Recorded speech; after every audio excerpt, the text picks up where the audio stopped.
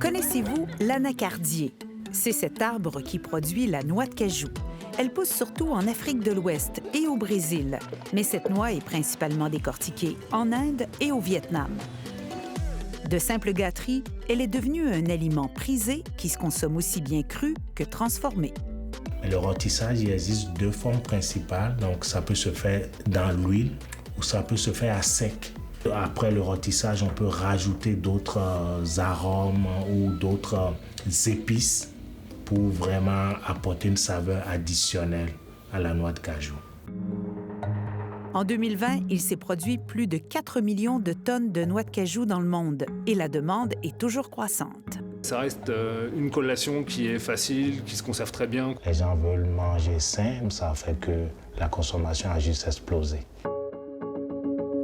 La montée du végétalisme y est pour quelque chose. La noix de cajou est pratique et polyvalente et c'est une protéine contenant de bons gras. On peut faire un lait végétal, on peut en faire des yogourts, des fromages, on peut les cuisiner de toutes sortes de façons. Cette popularité a fait grimper le prix de cette noix, vendue maintenant autour de 30 $ le kilo, comparativement à 10 $ pour l'arachide et 25 $ pour l'amande. Pourquoi c'est si cher? Déjà, lorsqu'on plante l'arbre, je pense qu'il faut attendre 5 à 7 années pour que l'arbre puisse donner des fruits.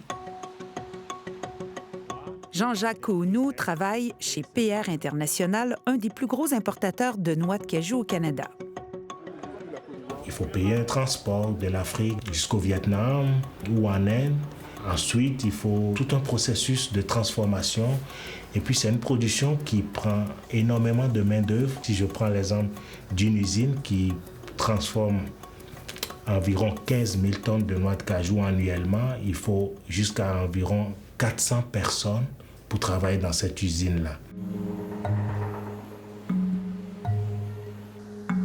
C'est la deuxième coque à l'intérieur de la noix qui nécessite autant de main-d'œuvre. Elle doit être enlevée manuellement à l'aide d'un couteau.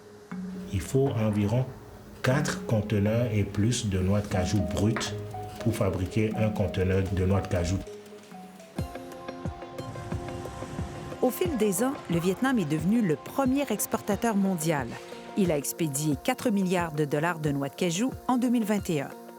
Différentes tailles sont importées, c'est ce qu'on appelle les grades. C'est ce qui établit aussi le prix de la noix. 320, c'est comme la taille moyenne des noix de cajou, c'est ce qu'on retrouve le plus. 320, ça veut dire que c'est à peu près 320 morceaux de cajou qu'on peut trouver comme dans 454 grammes. Mais ces grades ne figurent pas sur les emballages des produits d'épicerie. Le consommateur a d'ailleurs peu d'informations pour choisir ses noix de cajou. Je vous ai apporté des produits qu'on a achetés en épicerie, là, qu'on trouve à peu près partout. On dit que c'est fabriqué au Canada à partir d'ingrédients canadiens et importés. On ne sait pas nécessairement d'où vient la noix de cajou. C'est sûr que le Canada ne produit pas de noix de cajou. Ici, on me dit que c'est un produit des États-Unis. C'est certainement le rôtissage et l'emballage qui ont été faits aux États-Unis. Là, c'est écrit premium. Qu'est-ce que ça veut dire, ça? Premium, normalement, c'est pour faire référence à la qualité. Ce qui veut dire c'est une qualité premium, mais en même temps, ici, c'est peut-être juste un thème pour attirer le consommateur. Alors ici, dans l'entrepôt, c'est que des noix? Oui, et nous avons des noix, nous avons des fruits secs aussi. Vos noix de cajou, est-ce qu'elles viennent toutes du Vietnam? Mais ici, vous avez des noix de cajou du Brésil. Et la particularité ici, c'est des cajous qui sont biologiques. Et là, c'est biologique, mais c'est pas nécessairement équitable. Non. OK. Non. Parce que pour que ce soit équitable, il faut que d'autres critères soient pris en compte, donc ce qui n'est pas forcément le cas. Sur l'avenue Mont-Royal à Montréal, Christian Guillolo vient livrer ses noix de cajou à la boutique Vrac et Bocaux. Une noix de cajou pour la semaine.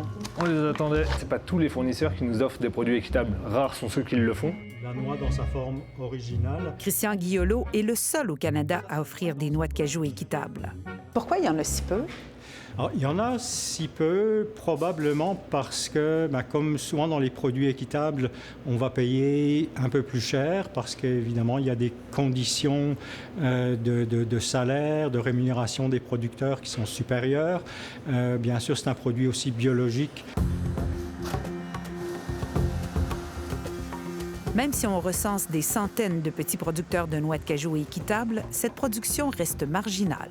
Et l'importance d'avoir un commerce équitable pour la noix de cajou, c'est quoi, selon vous? Beaucoup de consommateurs ont été alertés lors d'un reportage qui a été tourné en Inde, où on voit dans des ateliers que les femmes, essentiellement des femmes, décortiquent les noix à la main, sans aucune protection. Et il faut savoir qu'à l'intérieur des coques des noix, on trouve une substance, une sorte d'acide qui est extrêmement allergène et qui peut même brûler les mains si on les manipule à longueur de journée. Est-ce que c'est la majorité des cas?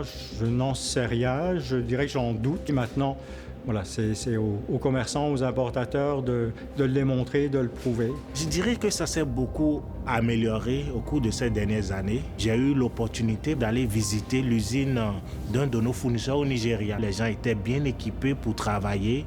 Vous n'avez pas d'assurance que partout dans le monde, c'est bien respecté comme ça? Non, il faut dire, on ne fait pas le tour de toutes les usines. Souvent, les produits équitables coûtent beaucoup plus cher, mais Humano réussit à offrir un produit à prix compétitif. Dans la moyenne de l'industrie, c'est à peu près 30 % de noix qui vont se trouver brisées. On les commercialise quand même parce qu'en plus, elles sont aussi bonnes. Les jeunes consommateurs se préoccupent beaucoup de l'environnement et des conditions des travailleurs, ce qui fait bondir la vente des noix bio et équitables. C'est vrai qu'il y a une tendance de plus en plus forte vers la noix de cajou biologique, mais c'est la noix de cajou conventionnelle qui domine encore le marché jusqu'à aujourd'hui.